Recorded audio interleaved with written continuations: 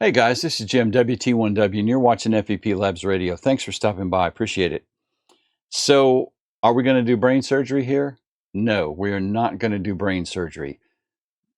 These are some tools that I feel are necessary in my shop, in my shack, in any go bag I have. Of course, you should have tweezers. Everybody should have at least one or two sets of tweezers because they need to be everywhere, and I guess they're not going to be where you want them when you actually need them. And there's nothing special about these. This is a generic set of tweezers that came with something. This is the tweezers out of the iFixit toolkit that I've had for several years. Tweezers are great for super small, super tight places. If you're doing any surface mount soldering or whatever, getting your hands in there and being able to drop components where you need them. These things are great.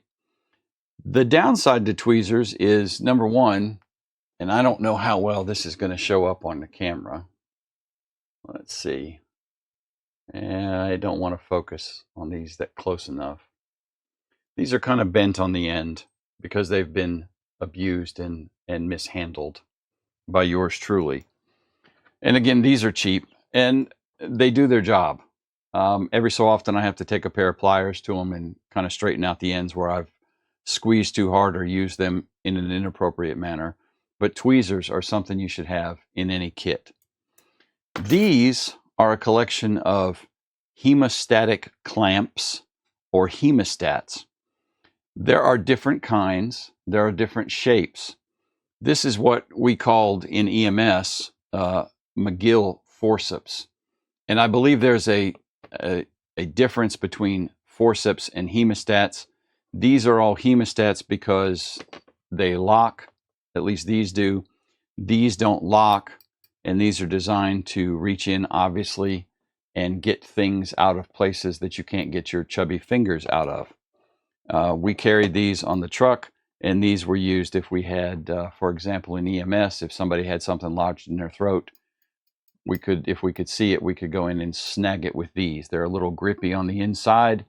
Again, I don't think that's going to show up super well on the camera, but this has a grippy edge on both sides, and they're curved, and this outside is smooth so you can get it down and grab whatever you need. These do not lock. These are free swinging. And they make these in different sizes. These are called McGill forceps. These are hemostats, to my knowledge, is the official name. Hemostatic clamps. And these all lock. I don't have any of these that are not locking ones.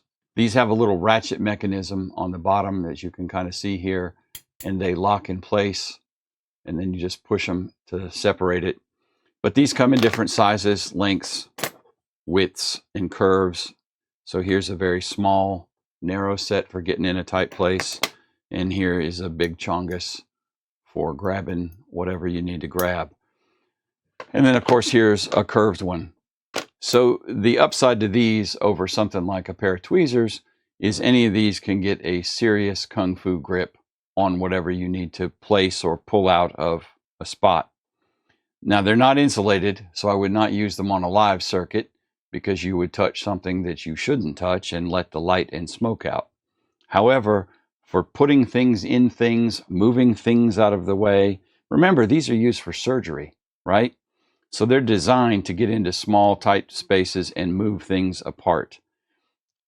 It's a recommendation I have, and I will put links to all this stuff in the video description below. These are all over Amazon. Now, these are not medical grade instruments. I am not giving you medical advice. I am not a licensed physician. I am a retired paramedic, but these things are great to have around. These are used in surgery to clamp off stitches, to clamp off veins, etc., etc. So they will work absolutely fine for gripping and grabbing a lot of the stuff that we need to mess around with in ham radio, placing components on circuit boards, pulling out busted parts, etc. So here is an array of some that I have, and I'd recommend you take a look at it. And again, I will put links in the description below. That's all I've got. I told you it was short. Y'all have a good one, 73.